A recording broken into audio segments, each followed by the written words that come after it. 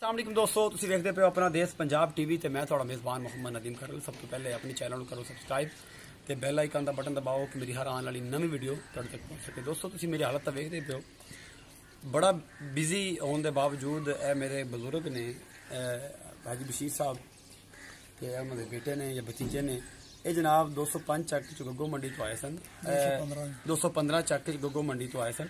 ए भाई तुम जानते पहचानते शख्सियत ने जवेद पड़ियार साहब ने जनाब इन्होंने को मझा परसों गावां विखाई सन 4, जी दूजे नंबर वाली छोटी गांव सी उन्होंने नाल इन्हों का सौदा होया।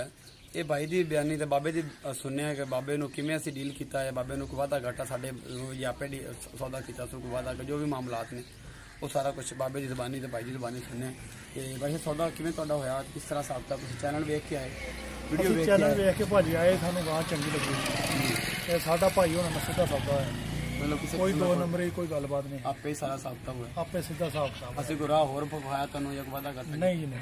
बाबा बोल यार विच बोलना तो हाथ रखिया पिछों तगड़ा हो कोई नहीं यार, ठीक ठाक मुंडा तेन सही लैके गया इस जगह ते अमनो मान होया सब ओके दी रिपोर्ट। ये 205 गग्गो मंडी तो ने जनाब ते जनाब तुसीं बोल पाओ तुहानूं साइलेंट ते लाया ठीक ठाक सारा साबता हो गया, ओके दी रिपोर्ट, पैसे पूसे मिल गए, हाँ जी सारा फिट फाट हो गया। सारा निज़ाम है यही थोड़ा प्यार में पता जनाब जो अपना देश पंजाब टीवी में चलता है और इंशाल्लाह चलता रहेगा इस तरह। ये बाबे बजुर्ग मक्खन आने पेड़े आते रहने तो ममता चलती रहेंगी। अपना बहुत सारा ख्याल रखा कि मिलेंगे नवी वीडियो अल्लाह नहीं के।